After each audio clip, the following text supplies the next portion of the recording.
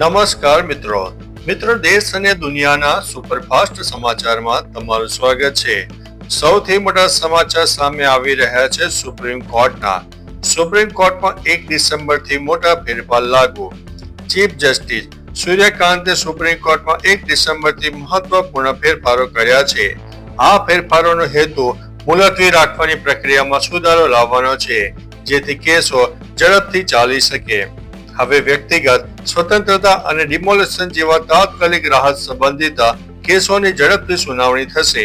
આ પગલાંથી કેસની ફાઇલિંગ વ્યવસ્થિત બનશે અને અનાવશ્યક અર્જન્ટ મેન્સિનિંગની પ્રથાઓ પર લગામ રહેશે। અન્ય મહત્વના સમાચારની વાત કરીએ તો ગાંધીનગરમાં પાલતુ શ્વાનનું રજીસ્ટ્રેશન ફરજિયાત કરવામાં આવ્યું છે। ગાંધીનગર મહાનગરપાલિકાએ શહેરની સ્વચ્છતા જાળવવા માટે પાલતુ શ્વાન રાખવા ઉપર નવા નિયમો લાગુ કર્યા છે। હવે તમામ શ્વાન માલિકો માટે 209 રૂપિયા ફી સાથે રજીસ્ટ્રેશન કરાવવું ફરજિયાત છે। આ ઉપરાંત જો શ્વાન જાહેર માર્ગો કે સ્થળો પર ગંદકી કરશે તો તેના માલિકને 500 રૂપિયાનો દંડ ફટકારવામાં આવશે।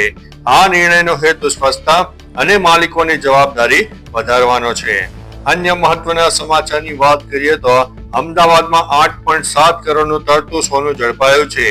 અમદાવાદના ઇતિહાસમાં અત્યાર સુધીનો સૌથી મોટો એમ્બરગ્રીસ એટલે કે સ્પર્મ વેલની ઉલટીનો જથ્થો ઝડપાયો છે। સરખેજ વિસ્તારમાંથી 9.5 કિલોગ્રામ એટલે કે આશરે 8.7 કરોડની કિંમતનો એમ્બરગ્રીસ સાથે પોલીસે 4 શખ્સોની ધરપકડ કરી છે। આરોપીઓ આ જથ્થો સુરતના એક વ્યક્તિ પાસેથી લાવીને અમદાવાદમાં વેચવાના હતા। એમ્બરગ્રીસનો આ જથ્થો મોંઘા અત્તરો બનાવવામાં વપરાય છે। અન્ય મહત્વના સમાચારની વાત કરીએ તો મહારાષ્ટ્રમાં ચૂંટણી પર દીપડાની અસર। મહારાષ્ટ્રમાં નગર પરિષદની ચૂંટણીઓ નજીક છે, પરંતુ પુણે, નાસિક અને અહિલ્યાનગર જેવા જિલ્લાઓમાં ગ્રામ્ય વિસ્તારોમાં દીપડાની દહેશત વધી જતી હોય છે। આને કારણે ચૂંટણી પ્રચાર ઉપર તેની અસર જોવા મળી શકે છે। દીપડાના હુમલાના ભયથી ઉમેદવારો સાંજે 6 વાગ્યા પછી પ્રચાર માટે નીકળવાનું ટાળી રહ્યા છે। ગ્રામજનોએ પણ ઉમેદવારોને અપીલ કરી છે કે વોટ જોઈતો હોય તો દીપડાના ત્રાસમાંથી મુક્ત કરાવો। અન્ય મહત્વના સમાચારની વાત કરીએ તો નલિયામાં રાજ્યનું સૌથી ઓછું તાપમાન જોવા મળ્યું છે। ગુજરાતમાં તાપમાનમાં આંશિક વધારો નોંધાયો છે અને પવનોની દિશા બદલાતા ઠંડીમાં થોડીક રાહત મળી છે।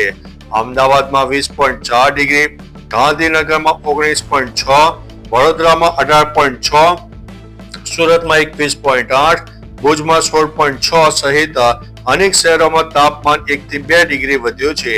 નલિયામાં સૌથી ઓછું તાપમાન 15 ડિગ્રી નોંધાયું છે।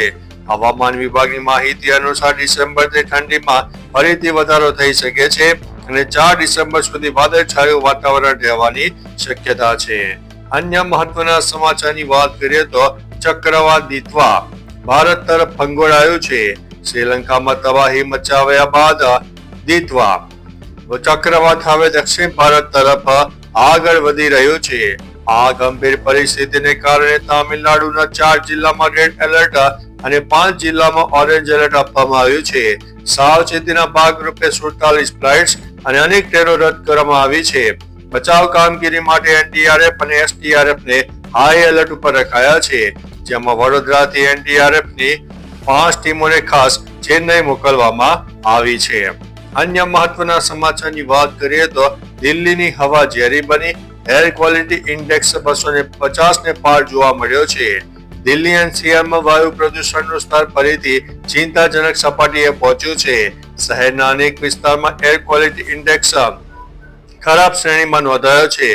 આરકે પુરમમાં 252 air quality index, Mathura road પર 240, નોઈડા સેક્ટરમાં 125, ઉપરાંત શ્રી નિવાસપુરીમાં 233 નોંધાયું છે, જ્યારે પંજાબ વિભાગમાં 223, અરવિંદ માર્ગે 227, પટપડગંજમાં 211 અને જવાહરલાલ નહેરુ સ્ટેડિયમ આસપાસના વિસ્તારમાં 217 એર ક્વોલિટી ઇન્ડેક્સ નોંધાતા જનજીવન અસરગ્રસ્ત બન્યું છે।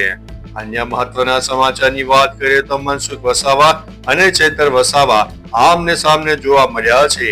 નર્મદા જિલ્લા સંકલન સમિતિની બેઠક બાદ પીએમ મોદીના કાર્યક્રમમાં થયેલા ખર્ચને લઈને સાંસદ મનસુખ વસાવા અને ધારાસભ્ય ચેતર વસાવા વચ્ચે જોરદાર શાબ્દિક યુદ્ધ થયું હતું. ચૈતર વસાવાએ આદિવાસી બજેટમાંથી કરોડોના ખર્ચ અને 3000ની ડીશના આક્ષેપો કર્યા છે, જેના જવાબમાં મનસુખ વસાવાએ આક્ષેપ કર્યો છે કે ચૈતર વસાવા હંમેશા હવનમાં હાડકા નાખે છે અને આદિવાસીઓને ગેરમાર્ગે દોરે છે. અન્ય મહત્વના સમાચારની વાત કરીએ તો ₹800 કરોડનું બોગસ બિલિંગ કૌભાંડ ઝડપાયું છે. Directorate general of GST intelligence એટલે કે DGGI દ્વારા ગુજરાત અને મહારાષ્ટ્ર સહિત અનેક શહેરોમાં મેગા ઓપરેશન હાથ ધરવામાં આવ્યું, જેમાં આશરે 800 કરોડનું બોગસ બિલિંગ કૌભાંડ ઝડપાયું છે. તપાસમાં ડુપ્લિકેટ બિલ દ્વારા કરોડોની ITC મેળવવામાં આવી હતી. DGGI ગુજરાતના એન્જિનિયરિંગ અને ભારત સેનેટરી સહિત આ કૌભાંડમાં સંડોવાયેલા 4 માસ્ટરમાઇન્ડની ધરપકડ કરી છે. અન્ય મહત્વના સમાચારની વાત કરીએ તો હું ચૂપ છું તો ચૂપ રહેવા દો, મને છંછેડશો નહીં.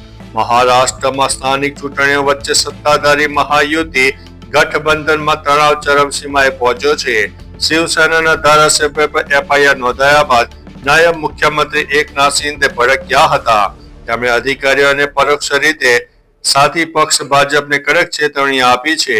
હું અત્યારે ચૂપ છું, મને ચૂપ રહેવા દો.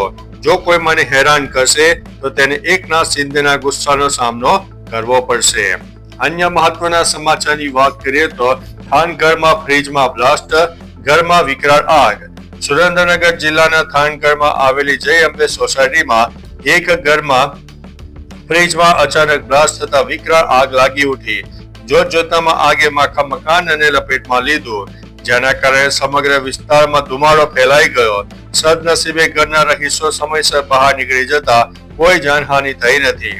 ફાયર વિભાગે આશરે 1 કલાકની જહેમત બાદ આગ ઉપર કાબુ મેળવ્યો હતો. અન્ય મહત્વના સમાચારની વાત કરીએ તો વડોદરામાં ભવ્ય સરદાર એકતા પદયાત્રાનું આયોજન થયું.